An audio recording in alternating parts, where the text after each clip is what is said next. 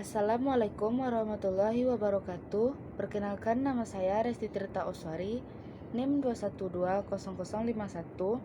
Saya akan mempresentasikan hasil diskusi kami, yaitu dari kelompok 2, poin 4. Pro dan kontra para ulama muslim terhadap ilmu kalam. Pertama, Harun Nasution. Islam sebagai agama Allah yang mutlak benar dengan mudah disepakati dan disetujui. Tetapi setelah Islam menjadi agama yang dianut masyarakat, Islam sepanjang sejarah tidaklah mudah menjawab pertanyaan tentang apa saja ajaran Islam tersebut. Ada yang berpendapat ajaran Islam itu hanya yang tertera dalam kitab suci dan hadis Nabi, sehingga Islam adalah bersifat normatif. Ada pula yang berpendapat selain Islam yang bersifat normatif itu, Islam juga bersifat historis.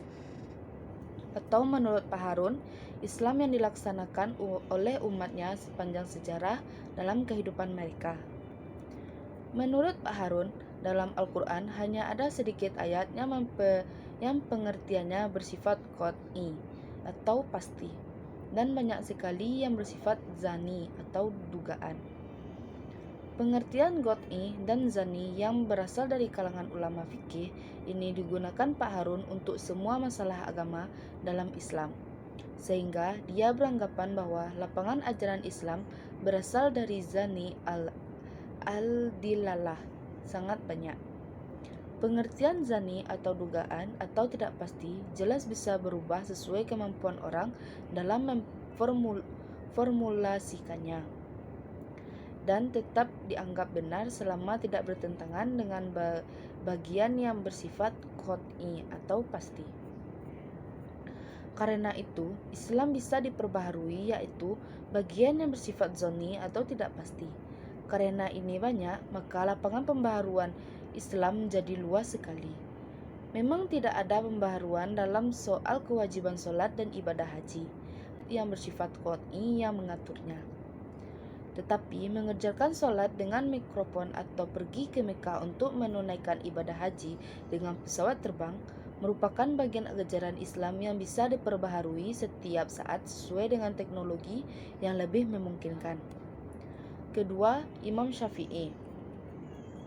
Menurutnya, keberadaan ahli kalam berbahaya bagi umat karena mereka membawa hasil kerja nalar mereka terhadap ibadah. Yang ketiga, menurut Imam Hanbali. Menurut pendapatnya, metodologi argumentasi ilmu kalam tidak sesuai dengan tuntunan Al-Quran dan Sunnah Nabi SAW karena menggunakan metode dialektis dan rasional ala filsafat Yunani. Keempat, menurut Fakhr al-Din al-Razi. Menurut pendapatnya, ilmu kalam lebih banyak memberikan keraguan daripada kepastian. Karena dalam metodologi ilmu bertentangan dengan Al-Quran, dan metodologi yang terbaik menurutnya adalah apa yang disodorkan oleh Al-Quran. Kelima, menurut Abu Hasan al-Asy'ari. Menurut pendapatnya, orang-orang yang tidak menerima kehadiran ilmu kalam sebagai orang-orang yang menjadikan kejahilan sebagai modal. Oleh karena itulah mereka merasa berat untuk melakukan pembahasan mengenai ushul al-din dengan menggunakan metode rasional atau al-nazm. Pertama, kalau mengkritik kalam menganggap ilmu kalam yang diciptakan oleh kaum mutakallimin sebagai hasil perbuatan bid'ah dan menyesatkan. Lantaran Nabi menurut mereka tidak pernah menganjurkan untuk membahas ilmu seperti itu. Maka Al-Asy'ari menolak dan membantah argumen ini dengan mengemukakan alasan Nabi pun tidak pula pernah berkata, barang siapa membahas ilmu kalam, jadikanlah ia sebagai pembawa bid'ah dan kesesatan. Kedua, anggapan pengkritik kalam bahwa persoalan-persoalan yang dibahas dalam ilmu kalam bertentangan dengan Al-Quran dan Sunnah.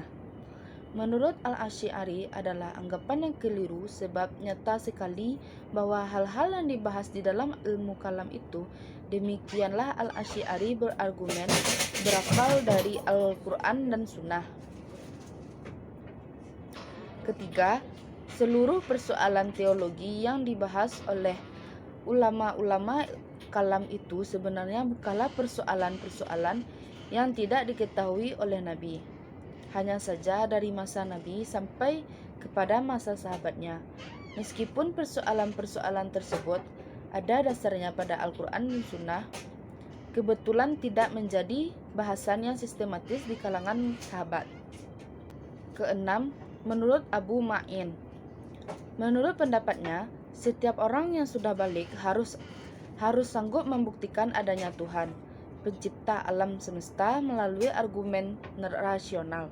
Ketujuh, menurut Al-Bawilani, menurut pendapatnya yang pertama kali diwajibkan Allah atas hambanya dan berargumen secara rasional dengan bukti kekuasaannya, sebab Allah tidak dapat diketahui begitu saja dan tidak dapat dicapai dengan pandangan empiris.